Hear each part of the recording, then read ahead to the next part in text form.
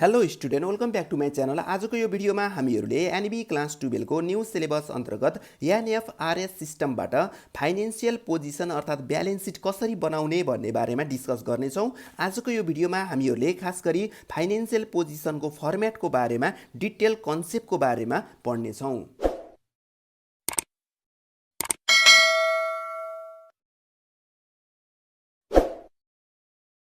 Statement of financial position अर्थात् balance सिटको direct numerical question solve गर्नुभन्दा अगाडि यसको बेसिक कन्सेप्टबाट हामी अगाडि बढौँ। स्टेटमेन्ट अफ फाइनेन्सियल पोजिसन भन्नाले कुनै पनि बिजनेस अर्गनाइजेसनको एउटा फाइनेन्सियल इयरको इन्डमा उक्त बिजनेस अर्गनाइजेसनमा के कति सम्पत्तिहरू छन्, यस्तै गरी बिजनेसले अरूलाई तिर्न पर्ने कुराहरू ल्याबिलिटिजहरू के कति छ, यस्तै गरी उक्त बिजनेस अर्गनाइजेसनमा ओनरसिपको अवस्था के कस्तो छ भनेर जानकारी दिनको लागि बनाएको स्टेटमेन्टलाई फाइनेन्सियल पोजिसन अर्थात् ब्यालेन्स सिट भन्छ। ब्यालेन्स सिटले कुनै पनि बिजनेस अर्गनाइजेसनको एउटा फाइनेन्सियल इयरको इन्डमा के कति सम्पत्तिहरू छ त, अर्थात् त्यो बिजनेस अर्गनाइजेसनले अरूलाई तिर्न पर्ने कुराहरू, दायित्वको कुराहरू के कति छ त भन्ने कुरा देखाउँछ। र ब्यालेन्स सिट खास गरी इक्वल हुनुपर्छ, बराबर हुनुपर्छ, अनि मात्र हामीले मिल्यो भनेर बुझ्न सक्छौँ। र यो एनएफआरएस सिस्टम अन्तर्गत हामीले स्टेटमेन्ट अफ फाइनेन्सियल पोजिसन अर्थात् ब्यालेन्स सिट बनाउँदाखेरि चाहिँ कसरी बनाउन सकिन्छ आजको यो भिडियोमा चाहिँ हामीले डिस्कस गर्नेछौँ। यो भिडियोमा हामीले यसको फर्मेटको बारेमा, एनएफआरएस सिस्टम अन्तर्गत हामीले स्टेटमेन्ट अफ फाइनेन्सियल पोजिसन कसरी बनाउने भन्ने बारेमा पढ्छौँ है त। सबैभन्दा सुरुमा हामीले चाहिँ यसको फर्मेटतिर जाउँ। स्टेटमेन्ट अफ फाइनेन्सियल पोजिसन अर्थात् balance sheet NFRS as on कहिलेको हो, यो यहाँ डेट दिएको हुन्छ क्वेसनमा, त्यही राख्ने हामीले होइन। र सबैभन्दा सुरुमा हामीले खास गरी यो ब्यालेन्स सिटलाई दुईवटा पार्ट्समा डिभाइड गरेको हुन्छ, एउटा एसेट होइन, र अर्को चाहिँ खास गरी चाहिँ हाम्रो इक्विटी एन्ड ल्याबिलिटी भन्ने पार्ट्समा डिभाइड गरेको हुन्छ। र सबैभन्दा सुरुमा हामीले एसेटै भनेर लेखिदिन्छौँ, यहाँ नोट्स लेख्छौँ, यहाँ एमाउन्ट लेख्छौँ आरएक्समा है। र यो एसेटभित्र चाहिँ एसेट भनेको सम्पत्ति भइहाल्यो। र एसेटभित्र चाहिँ कसरी एसेटलाई डिभाइड गरेको छ भन्दा एउटा नन करेन्ट एसेट भनेर डिभाइड गरिन्छ है, जुन चाहिँ करेन्ट एसेट होइन, नन करेन्ट एसेट। अर्को चाहिँ करेन्ट एसेट भनेर डिभाइड गरिएको छ एसेटलाई चाहिँ। नन करेन्ट एसेट भनेको मोर देन 1 इयर लाइफ भएको एसेटलाई चाहिँ current asset non current asset भनिन्छ भने, करेन्ट एसेट भनेको विथिन 1 इयरमा चाहिँ कन्भर्ट गर्न सक्ने, क्यासमा कन्भर्ट गर्न सकिने एसेटलाई चाहिँ करेन्ट एसेट भनिन्छ है। र नन करेन्ट एसेटभित्र चाहिँ हामीले सबैभन्दा सुरुमा केलाई चढाउँछौँ भन्दाखेरि चाहिँ प्रोपर्टी, प्लान्ट एन्ड इक्विपमेन्ट भन्नेलाई चाहिँ चढाउँछौँ है। र यो चाहिँ यहाँ हामीले नोट लेख्नुपर्ने हुन्छ र एमाउन्ट लेख्नुपर्ने हुन्छ। हामीलाई सिधै प्रोपर्टी, प्लान्ट एन्ड इक्विपमेन्ट भनेर नदिन सक्छ। अब हामीले कसरी यो प्रोपर्टी, प्लान्ट एन्ड इक्विपमेन्ट कसरी क्यालकुलेसन गर्ने भन्दाखेरि चाहिँ हामीले वर्किङ नोटमा चाहिँ यसरी गर्छौँ है त। यो प्रोपर्टी, प्लान्ट एन्ड इक्विपमेन्टभित्र पर्ने कुराहरू भनेको चाहिँ जुन लङ टर्म किसिमको हाम्रो सम्पत्तिहरू हुन्छ नि, एसेटहरू हुन्छ नि, यो पर्छ। जस्तो कि हाम्रो चाहिँ यसभित्र चाहिँ ल्यान्ड एन्ड बिल्डिङ होइन, plant and machinery, furniture, equipment, भेहिकल्सहरू जस्तो एसेटहरू पर्छ। यो एसेटहरूको हामीले टोटल समेसन यहाँ गर्छौँ। यदि क्वेसनमा हामीलाई डिप्रिसिएसन दिएको छ भने हामीले प्लान्ट एन्ड मेसिनरी कुनमा भनेको छ त्यसबाट घटाउँछौँ। यदि एप्रिसिएसन भनेको छ भने हामीले जोड्छौँ। जोडेर हामीले टोटल कति हो त सबै क्यालकुलेट गरेर यहाँ राख्छौँ। र यो हामीले यहाँ राखेको चाहिँ यहाँ 2.1 अर्थात् प्रफिट एन्ड लसलाई हामीले 1.1 गरेर गरेको थियौँ होइन। अब यसपछि हामीले ब्यालेन्स सिट अर्थात् फाइनेन्सियल पोजिसन गर्दा 2.1 भनेर लेख्छौँ नोटमा चाहिँ है।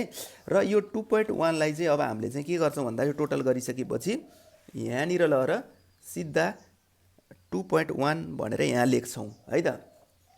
त्यसपछि हाम्रो अर्को छ इन्टेन्जेबल एसेट। इन्टेन्जेबल एसेट भन्नाले हामीले छुन, देख्न होइन नसकिने होइन, यस्तो एसेटलाई हामीले इन्टेन्जेबल अदृश्य सम्पत्तिहरू भनिन्छ र जुन बिजनेसको लागि सबैभन्दा ठुलो एसेट हो है।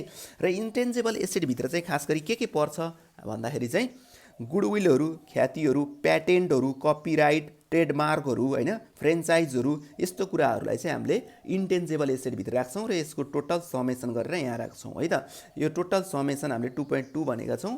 यता हामीले सिधै अब यहाँनिर लगेर 2.2 भनेर यहाँ लेखिदिन्छौँ है। त्यसपछि अर्को छ इन्भेस्टमेन्ट प्रोपर्टी। इन्भेस्टमेन्ट प्रोपर्टीमा त हामीलाई सामान्यतया क्वेसनमा इन्भेस्टमेन्ट भन्छ होइन, त्यो इन्भेस्टमेन्टलाई यहाँ राख्ने, यहाँ राखिन्छ। र यो गरिसकेपछि हाम्रो चाहिँ के हुन्छ भन्दाखेरि चाहिँ टोटल गरिन्छ। यसको चाहिँ टोटल नन करेन्ट एसेट चाहिँ हाम्रो यहाँ आयो। त्यसपछि अब यो नन करेन्ट एसेट हामीले गरिसकेपछि चाहिँ हाम्रो अर्को छ करेन्ट एसेट। यो करेन्ट एसेट भनेको यस्तो एसेट हो जसलाई हामीले 1 वर्षभित्रमा क्यासमा सजिलैसँग कन्भर्ट गर्न सकिन्छ। है त। यसमा सबैभन्दा सुरुमा हामीले क्यास एन्ड क्यास इक्विभ्यालेन्टलाई लेख्छौँ र यो क्यास र क्यास इक्विभ्यालेन्ट भनेको जुन कुरालाई हामीले सजिलै क्यासमा कन्भर्ट गर्न सक्छौँ नि अथवा क्याससँग इक्विभ्यालेन्ट छ बराबर छ नि त्यसलाई चाहिँ क्यास एन्ड क्यास इक्विभ्यालेन्ट भन्छ। यो भित्र के पर्छ त भन्दा खास गरी क्यास एन्ड क्यास इक्विभ्यालेन्टभित्र क्यास र ब्याङ्क पर्छ। यदि क्वेसनमा क्यास पनि दियो ब्याङ्क पनि दियो भने दुइटालाई जोडेर यहाँ राखिदिने है 2.3 लेख्ने नोट होइन अथवा कति नोटमा पुगिन्छ त्यो नोट लेख्ने हो यहाँ र हामीले क्यास एन्ड क्यास इक्विभ्यालेन्टमा चाहिँ यसरी वर्किङ नोटबाट यहाँ लेख्यौँ है। त्यसपछि अर्को छ रिसिभेबल। यस्तै गरी हाम्रो छ रिसिभेबल भयो इन्भेन्ट्री भयो होइन प्रिपेड एक्सपेन्सेसहरू हामीलाई क्वेसनमा दिन सक्छ। यो कुरालाई चाहिँ हामीले यहाँ लेख्छौँ है। यो गरिसकेपछि हामीले के गर्छौँ भन्दाखेरि चाहिँ टोटल करेन्ट एसेट हाम्रो टोटल करेन्ट एसेट चाहिँ यहाँ आउँछ। क्वेसनमा रिसिभेबल पनि दिन सक्छ इन्भेन्ट्री पनि दिन सक्छ प्रिपेड एक्सपेन्सेस पनि दिन सक्छ। क्यास एन्ड क्यास इक्विभ्यालेन्ट त हामीले निकाल्यौँ। अब यो तिनवटालाई जोडिदिउँ टोटल करेन्ट एसेट हाम्रो यहाँ आयो। अब हाम्रो माथिपट्टि के आयो भन्दाखेरि चाहिँ नन करेन्ट एसेटको टोटल नन करेन्ट एसेट चाहिँ हामीले यहाँ क्यालकुलेट गऱ्यौँ। टोटल करेन्ट एसेट यहाँ क्यालकुलेट गऱ्यौँ। अब यो दुइटालाई जोडिदिएपछि त हाम्रो टोटल एसेट आइहाल्यो नि होइन। भनेपछि टोटल एसेट यहाँनिर आउँछ। टोटल एसेट कसरी आउँछ नन करेन्ट एसेटको टोटल र करेन्ट एसेटको टोटललाई जोडेपछि टोटल एसेट आउँछ। दुइटाको कम्बिनेसन नै टोटल एसेट हो है त। अब यो एसेटतिरको भागलाई हामीले कम्प्लिट गरिसकेपछि हामीले के गर्नुपर्छ भन्दा इक्विटीतिर हामी जान्छौँ है।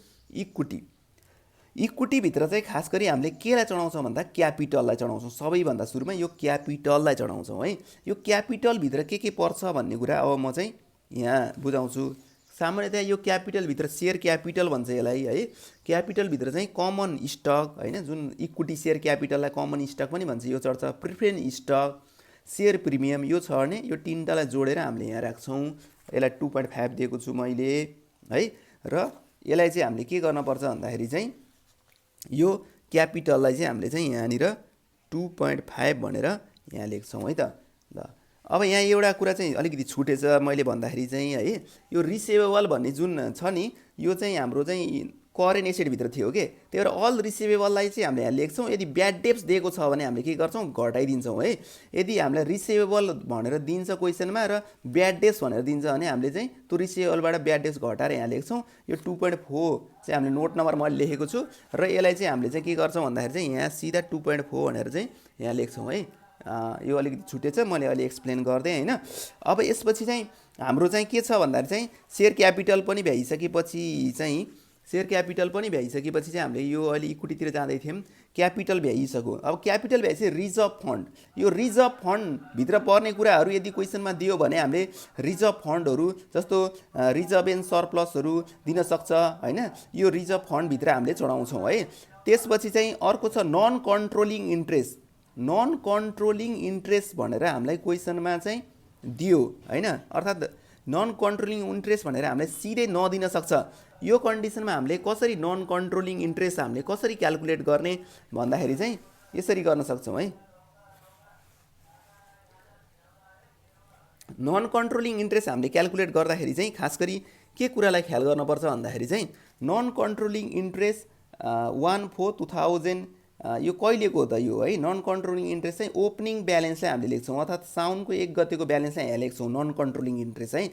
र यो वर्ष नेट इन्कमबाट चाहिँ हामीले गरेको नेट इन्कमबाट नन कन्ट्रोलिङ इन्ट्रेस्टको भागमा चाहिँ कति परेको छ यहाँ लेख्छौँ। त्यो 10% दिन्थ्यो नि त्यो कुराहरूलाई हामीले क्यालकुलेट गरेर यहाँ राख्छौँ। र dividend paid to the minority अर्थात् डिभिडेन्ड पेड हामीले त्यो माइनोरिटी अर्थात् नन कन्ट्रोलिङ इन्ट्रेस्टलाई हामीले कति डिभिडेन्ड दियौँ त यो वर्ष त्यो यहाँ लेख्छौँ। र यो तिनवटालाई क्यालकुलेट गरेर टोटल यहाँ गर्छौँ। नन कन्ट्रोलिङ इन्ट्रेस्ट भनेको कुनै एउटा कम्पनी होल्डिङ कम्पनीले अर्को सानो कम्पनीलाई किन्दाखेरि चाहिँ त्यहाँ सानो कम्पनीभित्र भएका सेयर होल्डरहरूले पाउने राइट्स अर्थात् तिनीहरूले पाउने एउटा भनौँ न पाउने डिभिडेन्ड नेट इन्कमको उनीहरूको हिस्सालाई चाहिँ के भन्छ भन्दा नन कन्ट्रोलिङ इन्ट्रेस्ट भन्छ।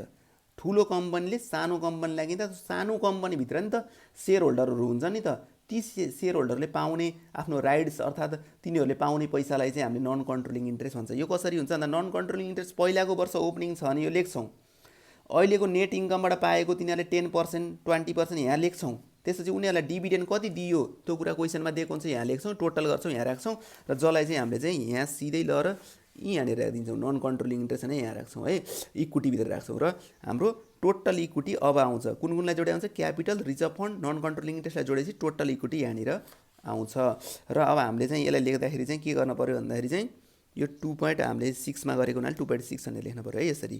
टोटल इक्विटी यहाँ आयो। त्यसपछि अब ल्याबिलिटिजतिर जाउँ है त। ल्याबिलिटिजहरुतिर के चढ्छ भन्दाखेरि चाहिँ ल्याबिलिटिजहरुलाई चाहिँ हामीले खास गरी दुईवटा पार्टमा डिभाइड गरिएको हुन्छ।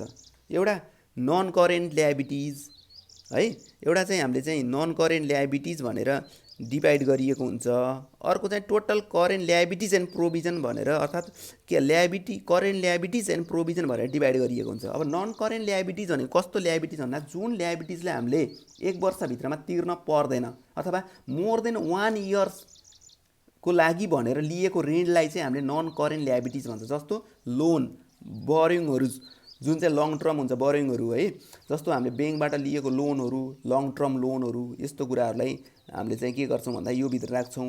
यसैगरी बोन्डहरु, डिबेन्चरहरु हैन, जसको चाहिँ हामीले मोर देन 1 इयरको लागि इस्यु गरेको हुन्छ। कम्पनीले 8 वर्ष, 10 वर्ष, 15 वर्षको लागि इस्यु गरेको हुन्छ यो कुरा।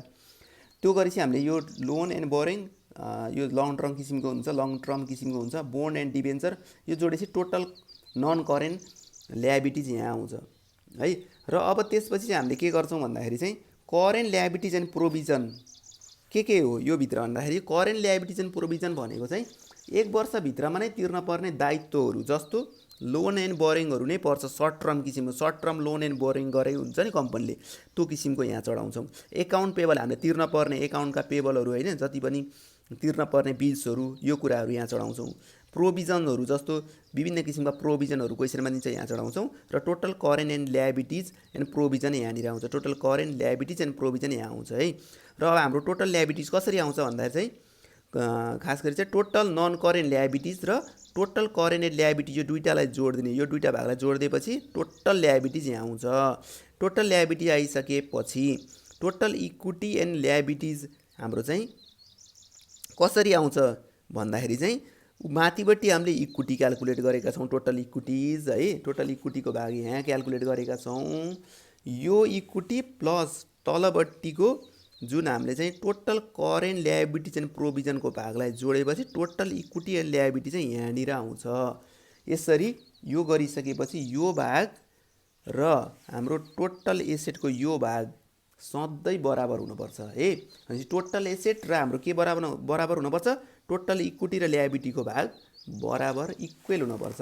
र हाम्रो एनएफआरएस सिस्टम अन्तर्गत हामीले स्टेटमेन्ट अफ फाइनेन्शियल पोजिसन अर्थात् ब्यालेन्स सिट बनाउँदाखेरि चाहिँ खास गरी कसरी बनाउने भन्दाखेरि चाहिँ एसेट नोट्स एमाउन्ट भनेर लेख्ने, अनि यसमा चाहिँ एसेटभित्र नन करेन्ट एसेटहरू पर्छ, अर्को करेन्ट एसेट पर्छ। दुईटा एसेट हुन्छ हाम्रो, एउटा नन करेन्ट एसेट, एउटा करेन्ट एसेट। यो दुईटालाई जोडेपछि हाम्रो टोटल एसेट आउँछ। त्यसपछि हाम्रो अर्को ल्याबिलिटी तिरेको भागहरूमा भन्नाले इक्विटी पर्छ। इक्विटी को टोटल गरेर हामीले टोटल इक्विटी क्याल्कुलेट गर्छौँ। र ल्याबिलिटीलाई पनि हामीले दुईवटा पार्ट्समा डिभाइड गरेका छौँ, एउटा नन करेन्ट ल्याबिलिटिज, अर्को करेन्ट ल्याबिलिटिज एन्ड प्रोभिजन। यो नन करेन्ट ल्याबिलिटिज र करेन्ट ल्याबिलिटिज एन्ड प्रोभिजनलाई जोड दिइसकेपछि टोटल ल्याबिलिटिज आउँछ। इक्विटी प्लस टोटल ल्याबिलिटी जोडेपछि टोटल इक्विटी एन्ड ल्याबिलिटिज हामीले अन्तिममा क्याल्कुलेट गर्छौँ। र टोटल इक्विटी ल्याबिलिटी यो लास्टको भाग र माथिपट्टिको टोटल एसेट सधैँ इक्वल हुनुपर्छ। यसरी आजको यो भिडियोमा चाहिँ हामीले खास गरी एनएफआरएस सिस्टम अन्तर्गत स्टेटमेन्ट अफ फाइनेन्शियल पोजिसन अर्थात् ब्यालेन्स सिट कसरी बनाउन सकिन्छ यसको फर्मेटको बारेमा डिस्कस गऱ्यौँ। आउँदा दिनहरूमा हामीले एनएफआरएस सिस्टम अन्तर्गत अन्य विभिन्न किसिमका फाइनेन्शियल स्टेटमेन्टहरूको बेसिक कन्सेप्ट, त्यसका फर्मेट र न्युमेरिकल क्वेसनहरू सल्भ गर्नेछौँ। आजको लागि यति नै, हस्त, धन्यवाद।